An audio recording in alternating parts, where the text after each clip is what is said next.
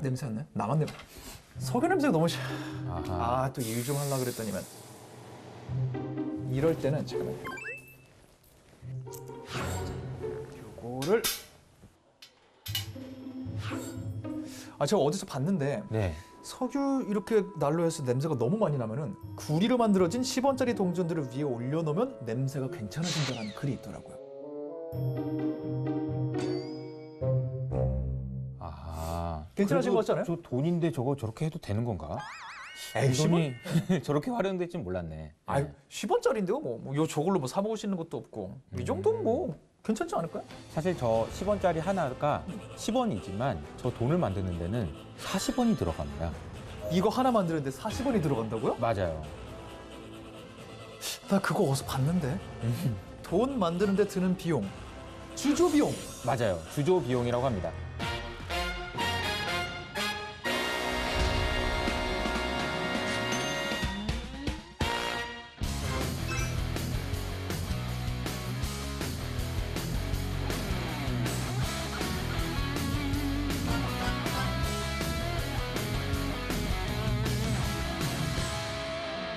(10원짜리) 동전을 만드는 데 필요한 구리값 아니면은 동전을 찍어내는 데 필요한 금형을 만드는 비용 등등 40원이나 들어요. 이게 주조 비용이라고 얘기를 하는 겁니다.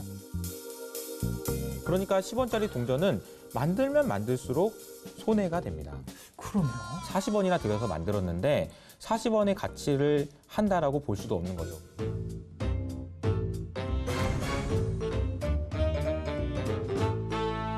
액면가, 그러니까 화폐에 적혀 있는 가치가 10원이기 때문입니다. 10원이라고 써놔버렸으니까 10원짜리 가치밖에 없는 거네요.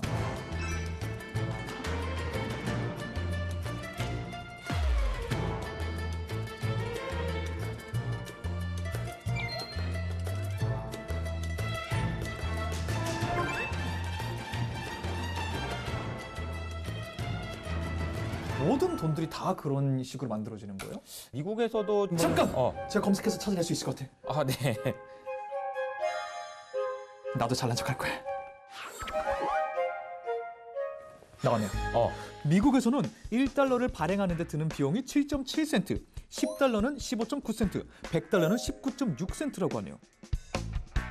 아니 그러면 19.6센트만 들이고 100달러 가치의 돈을 만들어냈다. 99달러 80.4센트 이득. 맞습니다. 우리가 그 차익을 시뇨리지라고 말을 합니다. 시니어리지? 이 단어는 잘 익숙하지 않은데요? 그러면 시뇨르라는 단어는 들어보셨죠? 시니어르. 시니어르 알죠? 이 유럽에서 예전에 영주들 부를 때 말하는 말이었잖아요. 시니어르. 맞습니다. 중세 유럽에서는 시누르, 그러니까 영주가 돈을 만들 수 있는 주조 권한이 있었어요.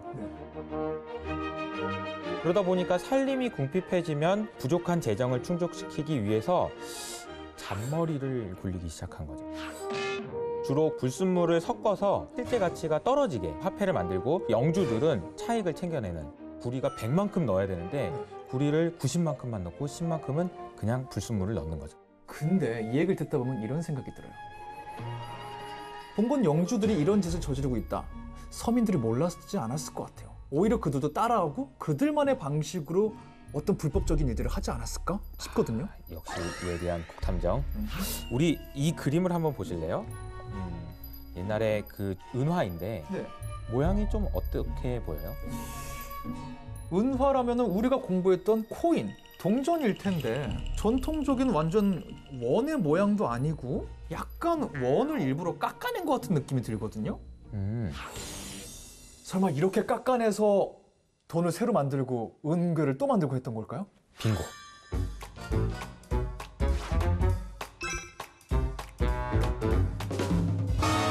게다가 구리와 같은 불순물이 섞인 위조 화폐까지 성행했을 정도니까 악화가 양화를 구축한다라고 하죠. 양화는 좋은 돈이란 뜻이고 구축은 몰아내다라는 말이에요. 나쁜 화폐가 좋은 화폐를 몰아낸다. 몰아낸다. 좋은 화폐를 보면 어떻게 되겠어요? 이건 진짜 좋은 화폐네? 그럼 남들한테 주지 않고 내가 쓰겠지. 나쁜 돈들, 이 찌그러져서 이상한 돈들은 그냥 남한테 주면서 쓰는 거죠.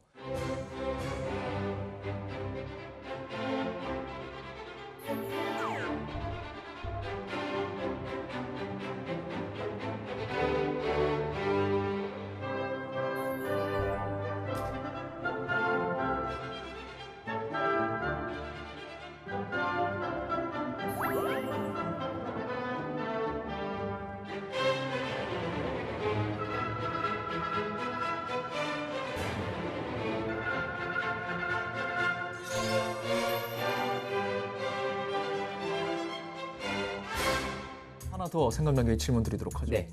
돈의 가치를 가지고 장난하는 경우들이 있나요? 네. 10만큼 있었던 은화를 10분의 1만 쪼개서 10분의 1을 10개를 모으면 또 하나가 되니까 그럼 총 11개가 되는 거잖아요. 그렇게 되면은 그 은화의 가치는 어떻게 될까요? 떨어지죠. 전 세계에 은화가 10개만 있었었는데 은화가 하나가 더 늘어난 거예요. 그러면 은화의 가치는 떨어질 겁니다. 현대에는 그럼 이제 이런 일은 없겠네요. 비슷한 일들이 지금도 일어나고 있습니다. 그래요? 그러니까 작년에 코로나가 터지고 나서 전 세계적으로 나타난 상황이 있는데 통화량이 엄청나게 늘어났어요.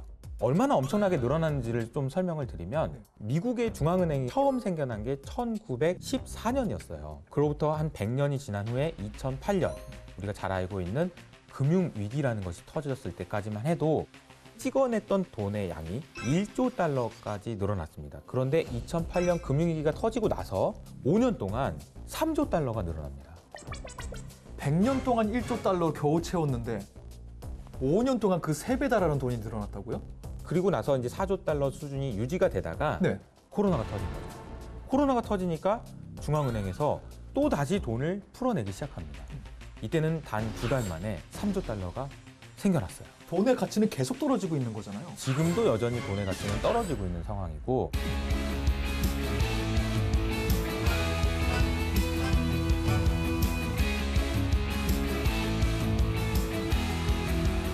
경제. 알면 할수록 대단한 녀석이군요. 그래도 오늘 주주비용만큼은 확실하게 알았으니까 이 녀석도 옮겨놓도록 하죠.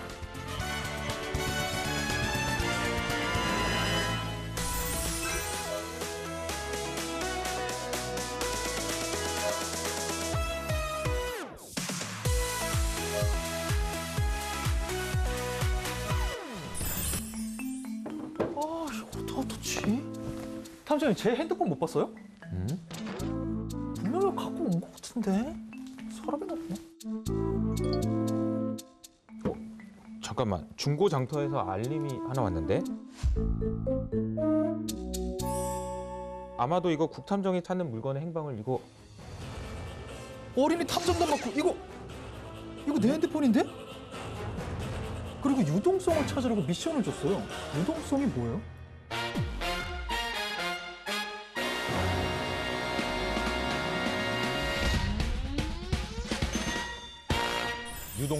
유동성을 한자로는 흐를 유에 움직일 동 그리고 성질 성자를 씁니다.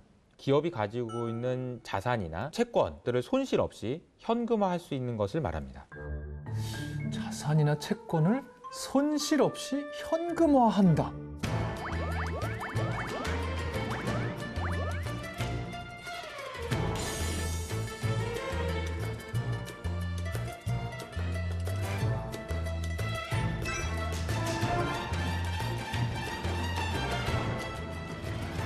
우리가 코로나 사태가 터졌을 때 주가가 정말 많이 빠지고 그때 당시에 나왔던 얘기가 뭐냐면 시장에 유동성이 부족하다라는 말이 나왔어요. 네. 이것을 다시 풀이하면 돈이 부족하다라는 것으로 해석할 수도 있습니다. 여기서 질문하도록 하겠습니다. 네, 방금 탐정님이 말한 대로 돈이 부족하다.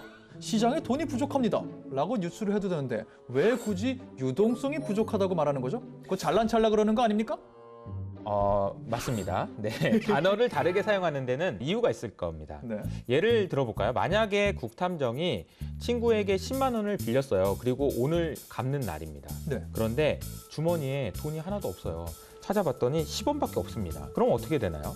그러면 일단 못 갚죠. 그러니까 무릎을 빨리 꿇어야 되지 않을까요? 미안하다.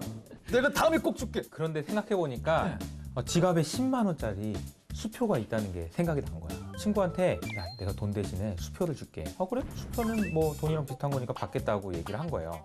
그런데 이번 지갑이 없어. 그럼 어떻게 해야 되나? 삼정이 차고 있는 11만 원짜리 금반지가 있습니다. 네. 그럼 돈 대신에 금반지로 갚으면 되죠.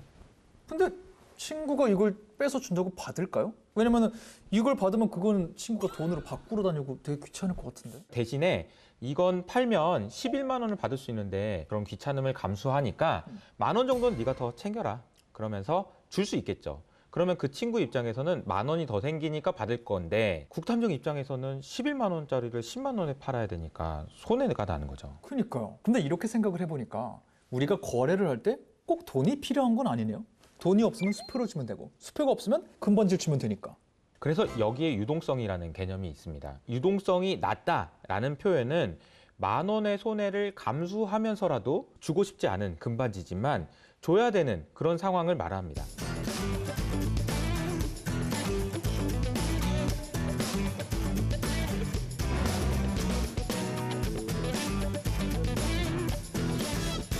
또 한 가지는 현금으로 바꾸는데 시간이 많이 걸리는 미술품의 경우에도 좀 차이가 있는데 피카소의 작품은 유명하니까 빨리 팔릴 거니까 유동성이 높다고 얘기할 수 있지만 이름이 없는 작가의 그림은 팔리지 않을 테니 유동성이 낮다라고 얘기할 수 있습니다.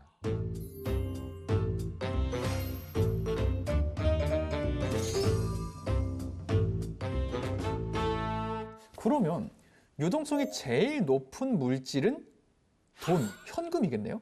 왜냐면 5,000원은 누가 봐도 5,000원으로 바꿀 수 있고 500원짜리는 누가 봐도 500원짜리랑 바꿀 수 있는 거니까 가장 유동성이 높은 물질 아닌가요? 자, 그러면은 우리 여기서 유동성에 관한 퀴즈를 한번 풀어봅시다. 국탐정 준비됐나요? 준비됐습니다. 네. 들어오세요. 자, 그럼 문제입니다. 화폐라면 뭐든 유동성이 높다고 할 수 있을까요? 돈은 가치가 정해져 있으니까 내가 이걸 무언가 교환할 때 손해를 볼 일이 없다. 그러니까 당연히 유동성이 높지 않을까요? 그럼 이렇게 질문을 바꿔볼게요. 중국에 있는 위안화도 우리나라에서 유동성이 높다고 얘기할 수 있을까요? 위안화는 중국에서는 엄청 많이 쓰이는데 우리나라에서는 많이 쓰이는 화폐가 아니니까 환전이라는 과정을 거쳐야 될 거고 그럼 너무 귀찮고 그럼 되게 안 쓰고 그럼 유동성이 높다고 표현할 수는 없겠네요. 맞습니다. 같은 돈이라고 하더라도 중국의 위안화는 한국에서는 쓰이지가 않으니까 유동성이 높다고 볼 수 없습니다. 또 한 가지는 유동성 함정이라는 게 있어요. 함정? 저 그런 거 좋아하거든요. 좀 솔깃한데요. 국탐정이 친구랑 노느라고 용돈을 다 써버린 거예요. 그런데 엄마는 용돈을 왜 이렇게 흥청망청 썼니? 이제 더 이상 용돈을 안 줄 거야! 라고 얘기를 했다 칩시다. 이거는 어릴 적 기억이긴 하지만 그랬던 적이 있었던 것 같기도 하고. 그렇게 한 보름을 보내다가 2022년 새해가 됐어요. 네. 새해! 그럴 때는 딱 친척분들한테 갖고 세배 딱 하고 세뱃돈 받아갖고 이거 다 메꿔야죠. 갑자기 엄마가 말씀하신 게 생각이 난 거죠. 너 앞으로 한동안 용돈 안 준다. 앞으로 용돈 받을 생각하지 마. 그러면은 세뱃돈 어떻게 할 거예요?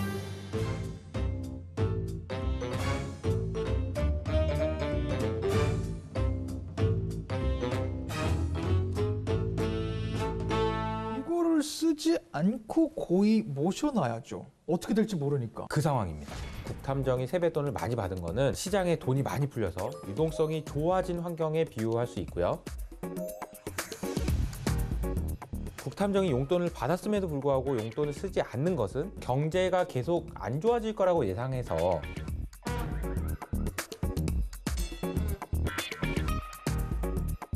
기업이 생산하거나 투자하는 데 돈을 쓰지 않는 것에 비유할 수 있어요.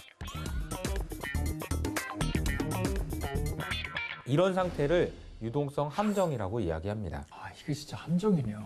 돈이 많아지고 유동성도 높아졌지만 실제로 돈이 돌지 않기 때문에 경제는 힘이 약해지고 있다는 거죠.